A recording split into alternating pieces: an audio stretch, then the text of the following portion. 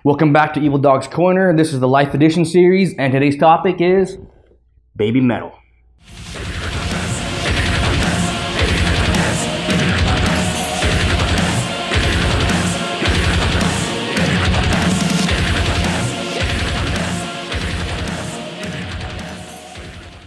So when it comes to music, sometimes I could be a little stubborn. It's not like I'm in my teens or my 20s anymore, where I'm constantly looking for new music. I'm at a point in my life where I'm happy and satisfied with the music I've discovered, and I'm not really actively searching for that new band or that new sound or the new artist. And I have my trusty playlist on my phone with over 5,000 songs, and that's all I really need. I don't need Spotify or other music apps to give me suggestions into what they think I should be listening to. Now, with that said, I heard about Babymetal for the past 3-4 years on and off, and I guess they were really blown up in 2014, 2015. And personally, when I first heard about the word Babymetal, I thought it was a genre. I didn't know it was an actual band. I thought it was one of those gimmicky sound fusions you get from Japan every now and then. And, they have this new sound called kawi metal, and they're combining J-pop idols with heavy metal. And believe you me, this was one experiment I had no interest in listening to whatsoever.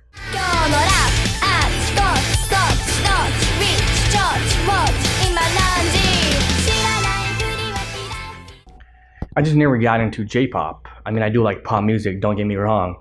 Michael Jackson, the older Madonna stuff, Jim Steinman produced music. I just never particularly got into Japanese pop music. Now, the only two sounds that I really gravitate towards and identify with are punk and metal.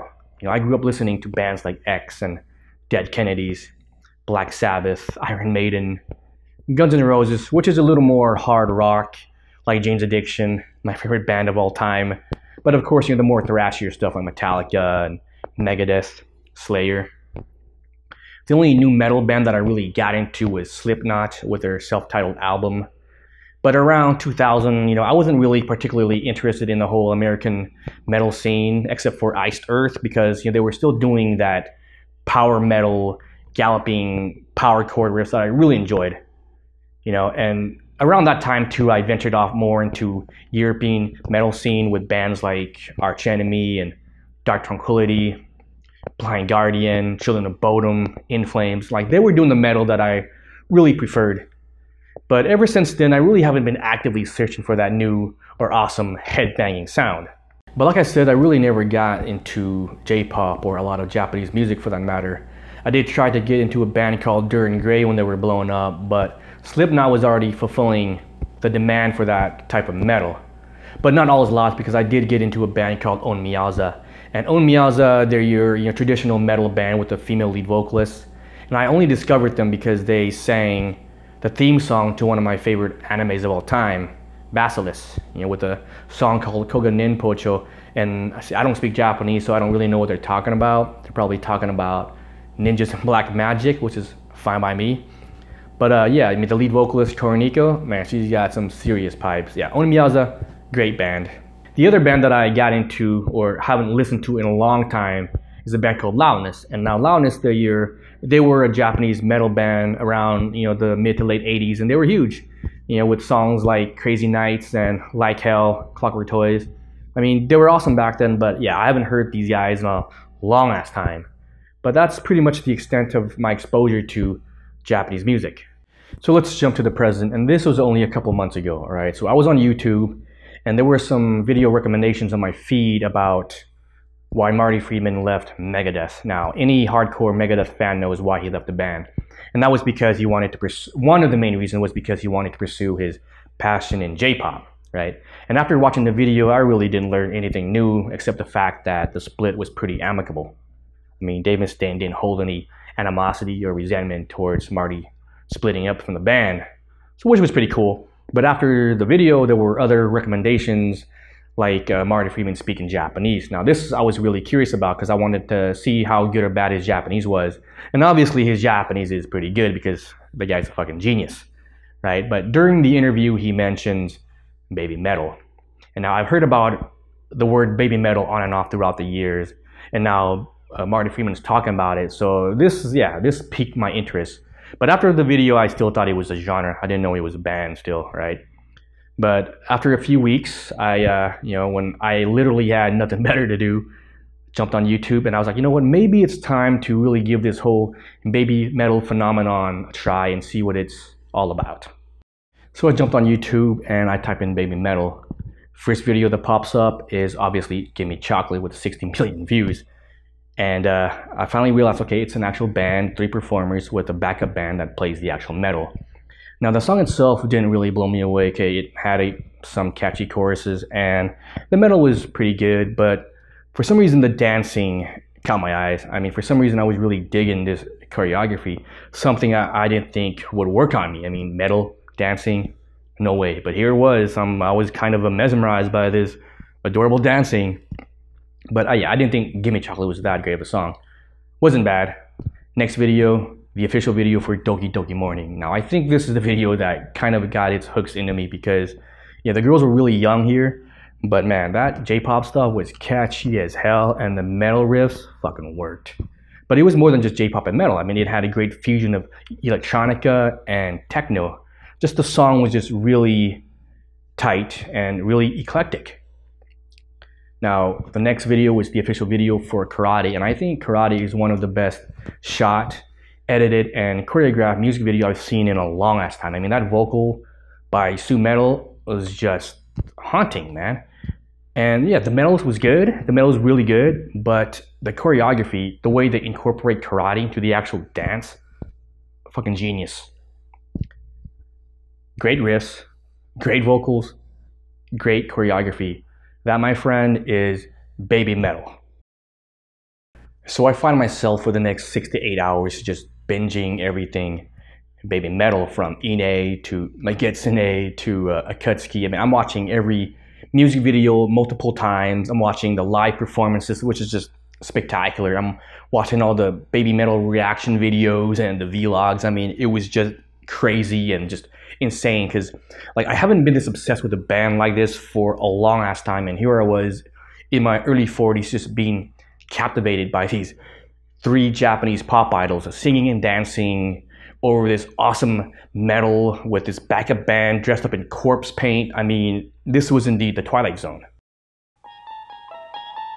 Hey guys, so this just came in a couple days ago and it's my Yui Metal Funko pop figurine, and yeah, it just goes to show how deep I'm in the Fox Den or down the rabbit hole with this whole baby metal stuff right now, and it's pretty crazy.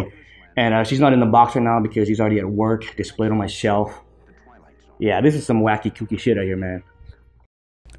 So after this intense crash course in baby metal, the next day I had this crazy idea where I was thinking, maybe I'm only attracted to this band because of their visual style, and they have a very unique look. You got these 3 Japanese girls dressed up in Lolita outfits with the adorable tutus and the cami band with the corpse paint. I was thinking, maybe the music isn't that great, but their visual fidelity is just enhancing the mediocre sound. So I had to put this theory to test, and so I bought both of their albums, naturally. And at work the next day, I just listened to nothing but baby metal. And by day's end, I could say without guilt or shame, I am a diehard baby metal fan because, man, that first self-titled album kicks so much ass. I mean, the arrangements with all the songs are just so fun, and it's just killer, man. I mean, there are no bad songs. There's good songs, and then there are great songs, and yeah, these songs, they're now on my constant playlist. I mean, they're sandwiched between Iron Maiden's Trooper and Slayer's Angel of Death. Now, if you don't already know baby metal, they are a band from the land of the rising sun, and they consist of 3 female J-pop idols. Sue Metal, who is the lead vocalist, and she sometimes also danced. And then you have Yui Metal and Mo Metal, who scream and dance, but they occasionally also sing and rap more than they actually scream. And then you have the Kami band that plays the actual metal. And at first I was like, this is a crazy experiment. I was very skeptical. I mean, I was like, how could you incorporate cuteness and dancing with headbanging? And boy, was I wrong, because this shit works. I mean, the arrangement works. And what surprised me even more is that baby metal isn't just about J-pop and metal. They incorporate a lot of other genre. I mean, you got electronica, techno, you got hip hop, reggae, industrial, punk, even dubstep. I mean, if they throw all this into the pot, and the songs are so much fun and just very exciting. And when was the last time like metal brought a smile to your face? Because metal can sometimes be a little too serious, and that shit just gets tiresome. But Babymetal, they just managed to always bring a smile to my face. And you know, I smile like a motherfucker watching these three Japanese chicks just rocking out an arena full of metalheads. And you're not gonna get a more diverse crowd than at a Babymetal concert, right? When I watch these live performances and I look into the crowd, I sometimes see a fan that is maybe 7-year-old to a fan that is maybe 70 years old, and it's quite astonishing. And it doesn't matter, because it seems like the average Babymetal fan, they just wanna go to the concert and experience this incredible music with the amazing live performances. You know, it's not, an excuse to relieve pent-up aggression, and it's just quite beautiful. I look into the crowd and I see different age ranges, different nationality, different color, different gender, different people with taste in music, and it's quite a harmonious unity. And they're like the Wild Stallions, but for reals.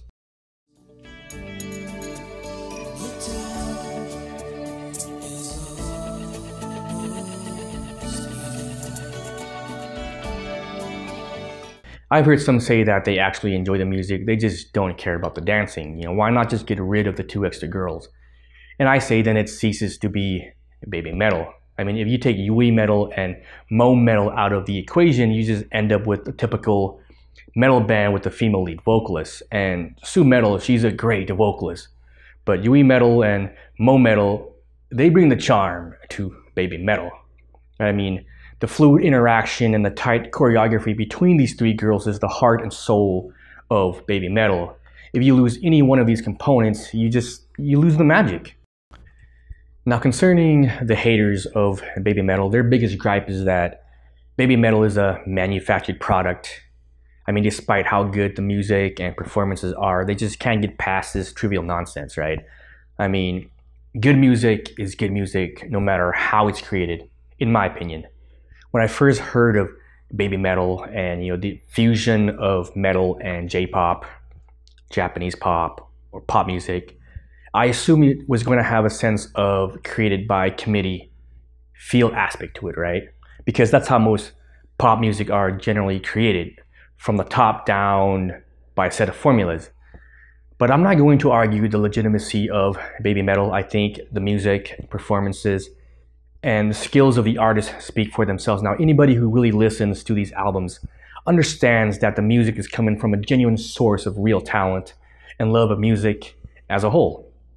I don't think Suits in a committee can come up with something this profound and inspirational, right?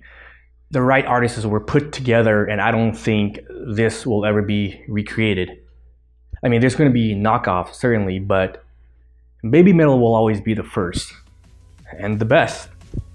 And so, hey, I hope you enjoy my thoughts on Babymetal. And before I go, I'm going to give my top 10 Babymetal tracks. And until next time, man, time to bounce.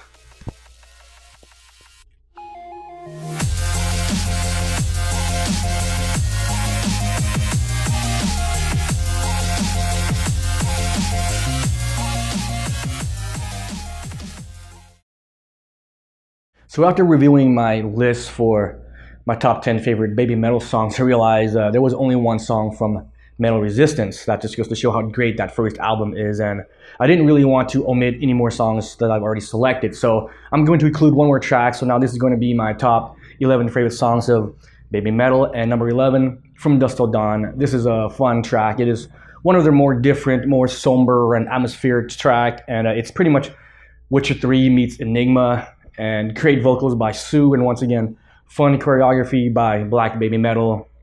This is a solid song. Uki Uki Midnight, Yuki Yuki Midnight, however you want to pronounce it. This is definitely one of their fun tracks, and I don't care about dubstep, but Babymetal knows how to incorporate dubstep into their music, and they make everything work. This song definitely works. When I first heard this song, I really didn't like it because I thought it borrowed way too much from Slipknot's Sick. It's pretty much that same riff, right? Which is an awesome fucking riff. But after just watching the live performances and just seeing how the girls interact with that contagious Catch Me If You Can dance, and it's got some pretty cool punk hooks to it too. Yeah, this song really grew on me. IDZ, or Ijame Dame Zetai, this is an epic metal song.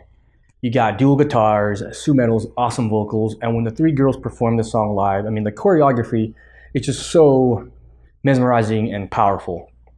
And it's a song about anti-bullying, and no, this is just a really fantastic song. I fucking love this song. I think it's one of the better songs from Metal Resistance, and it's one of their heavier songs with some really great heavy guitar riffs, and of course, the double bass drum. But the vocals from Sue Metal in this song is just, I mean, it just demonstrates how powerful of a lead vocalist she really is at her age. And, the choreography is just stellar. I mean, just the way they incorporate karate into the actual dance move, pure genius. And I think it's one of the best music videos I've seen in decades. If Gimme Chocolate was a song that introduced me to Babymetal, then Song 4 are one of those songs that introduced me to black Babymetal. And it's really surprising because I'm glad that Babymetal isn't just about Sue Metal being the lead vocalist. I mean, once in a while, they will give Yui and Mo Metal their time to shine in the spotlight, and this is one of those songs. And it's just an overall fun song. It brings a smile on my face when they have that reggae breakdown. It's just so silly fun, man. Yeah, this is a terrific song.